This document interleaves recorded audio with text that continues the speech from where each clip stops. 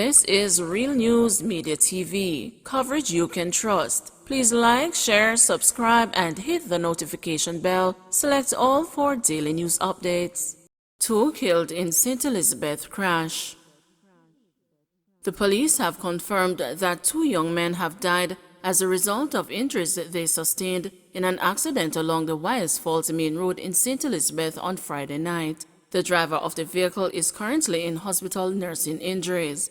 The deceased have been identified as 21-year-old Chevoy Smith, farmer, and 20-year-old Shamar Stevens, both of Caskin District in St. James. Reports are that about 6 p.m. on Friday, the driver of the vehicle lost control. The car climbed an embankment before overturning several times. 70 homeless, 4 dead in fires this year. 70 people have lost their homes, mostly structures made of wood and zinc, and 4 have died as a result of 76 fires in the parish of Westmoreland since the start of the year, according to data from the local fire brigade. The home fires, 5 more than the corresponding period last year, account for a little over 18% of the 416 fires across Westmoreland to date. When a fire starts in these types of structures, it will spread quicker and easier than a slab roof or a deck house, and this results in people becoming homeless, explained the district officer in the Jamaica Fire Brigade in charge of fire prevention in Westmoreland, Christopher Stone. Some of these fires would have been caused by careless use of fire, cooking left unattended, children playing with fire, and the causes of some of them are uncertain. We try to sensitize residents as much as possible, but sensitization has been decreased since the start of the pandemic, he added. Stone noted that all 4 deaths from residential fires have been in the Smithfield community. We have been having dialogue with the counselor for the Smithfield division, Donette Foster, to have some community training before the end of October, he told the news. For now, the firefighter is appealing to residents of Westmoreland to invest in smoke detectors and fire extinguishers in an effort to reduce the number of fires in the parish. Mayor warns of flooding from new developments. Kingston Mayor Delroy Williams warned this week of increased flooding in the corporate area if real estate developers do not practice rainwater harvesting. At the monthly council meeting of the Kingston and St. Andrew Municipal Corporation, Williams said that the critical drains in the municipality were being cleaned but did not have the capacity to cope with the increased surface runoff coming from new development projects. He said that increased hard surfaces on the new development projects contributed to the increased surface runoff during rainfall. The mayor said that the KSAMC staff should encourage and make developers aware of the situation. At the October 2020 council meeting, Williams had argued for new developments to be regulated to ensure that post-development runoff is not greater than pre-development runoff. Any serious or responsible flood reduction and mitigation measure must examine open space preservation, public or private. Floodplains ought to be kept free from development or zoned in such a manner that stipulates minimum lot sizes of acres, he said. Meanwhile, Williams told the council Tuesday that the KSAMC engineering department was helping to create a design to prevent the breach of the river at 9 Miles Bull Bay that has damaged several houses in recent floods. Correcting COVID misinformation is costly, Prime Minister says. Prime Minister Andrew Holness says the government will have to carefully explore how best to treat the misinformation surrounding the coronavirus. Speaking during a COVID-19 vaccination blitz at the Pembroke Hall Community Center in St. Andrew on Friday, Holness said the pandemic of COVID-19 misinformation posed a distraction to the government in its work to curtail the virus transmission. He maintained that in instances where persons convey inaccuracies to deliberately mislead others, the government has to divert or use additional resources to correct that, noting that these inputs could be used for something else. Oftentimes, the resources used to correct misinformation is far greater than those needed to provide you with accurate information, and it is very costly because there is no guarantee that you will hear the truth or the correction afterwards, he said. Holness pointed out that if misinformation is just simply allowed to circulate, that can potentially create a collapse in the society, noting that this has created panic in some instances. Holness also used the opportunity to praise persons who have been vaccinated against the virus or are taking steps to do so. JCTU president says more change is needed concerning promotion of women. President of the Jamaica Confederation of Trade Unions, Helen Davis White, is asserting that there are still significant changes which need to be made to the power dynamics inside organizations to include more women.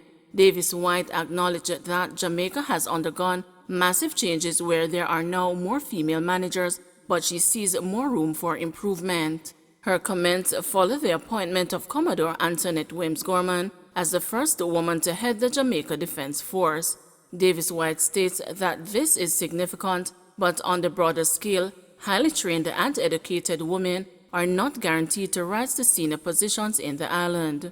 But really, when you look at the power dynamics, it doesn't mean that anything has changed. In a lot of situations now, you still have this kind of stereotype. We still have a lot of work to do, said Davis White. In the meantime, Security and Safety Manager at Heart NSTA Trust, Susan Scarlett, believes more changes are coming for the Jamaica Defense Force. I expect to see changes.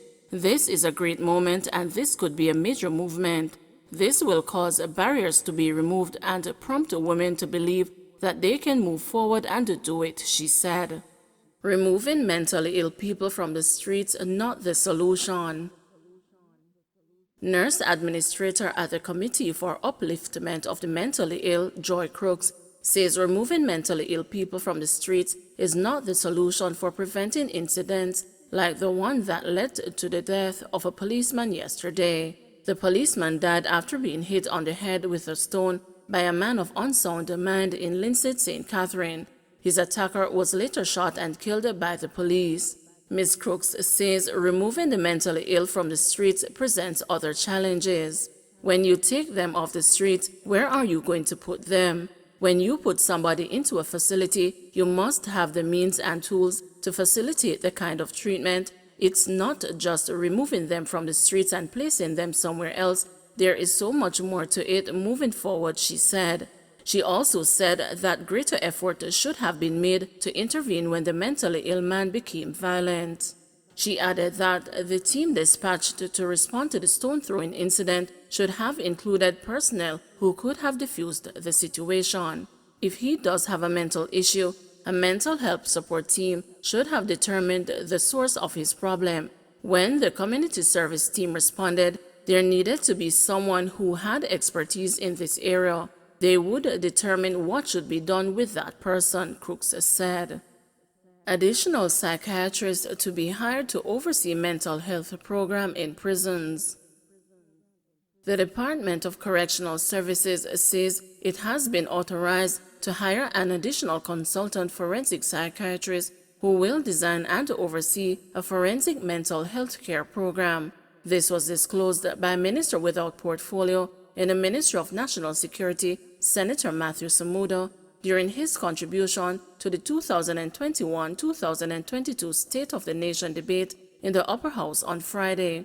In a release, Samuda noted that the Ministry of National Security has initiated the planning process with the Ministry of Health and Wellness and the Ministry of Local Government and Rural Development to rebuild and open a proper forensic ward. The ward will house inmates in need of psychiatric care and is expected to be completed within this term of government. He said there are approximately 262 inmates who have been diagnosed with mental disorders. Of this figure, he said, 138 are unfit to plea, accounting for approximately 7% of the incarcerated population. This figure mostly represents those with psychotic disorders. We know that a greater proportion suffers from less apparent psychiatric conditions that go undiagnosed. Global studies suggest that incarcerated people are 2 to 3 times more likely to have a mental disorder and 15 times more likely to have a psychotic disorder than the general public, he shared. He said there remain major obstacles to delivering adequate care to these inmates, noting that those deemed unfit to plea have been essentially held in custody indefinitely as they are unable to undergo trial and to complete the judicial process. Samuda went on to express that at present, the correctional system in Jamaica is not suited to properly care for the mentally ill, as it has inadequacies in personnel, programs, and physical infrastructure. The DCS is a creature of instruction. It must provide adequate care to those individuals who are convicted or remanded by the courts, he noted, pointing out that the DCS is following its legal and moral obligations to provide reports to the courts while taking the steps to seek the release of the mentally ill where it is deemed appropriate. He added too that the DCS continues to work to improve the care within the system with the resources allocated. New classroom for Black River High. A contract valued at $141.5 million has been awarded to Morris Hill Limited to construct a classroom block at the Black River High School in St. Elizabeth.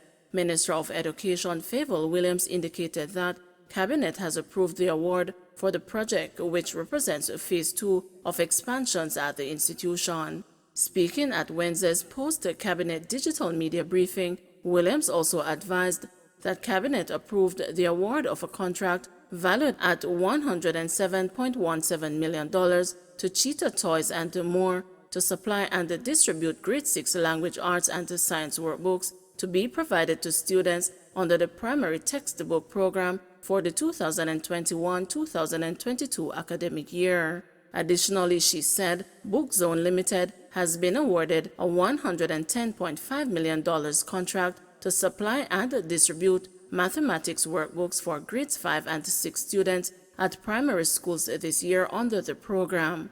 On another matter, Williams indicated that Cabinet approved the award of a contract valued at $61.9 million to Dirk A. Gibbs Limited to supply and deliver 100mm, 200mm, and 300mm pipes and fittings for the Whitehall water supply in St. Thomas. 3 more COVID-19 deaths, 521 new infections. Jamaica on Friday recorded another 3 COVID deaths and 521 new infections. The positivity rate was 31.8%. The deceased are a 46-year-old man from St. Catherine who died on September 22, 2021, a 65-year-old man from St. Elizabeth who died on September 19, 2021, and a 70-year-old woman from St. Elizabeth who died on September 3, 2021. At the same time, hospitalizations have been further reduced as the third wave of the virus progresses. Some 638 COVID-positive patients are now hospitalized, with 121 moderately ill, 90 severely ill, and 31 critically ill.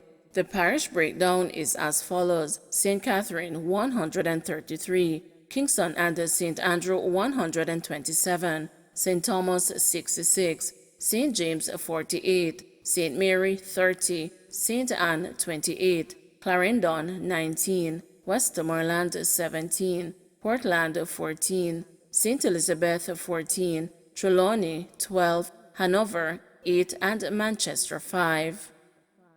Don't forget to like, share, subscribe, and hit the notification bell. Select all for daily news updates.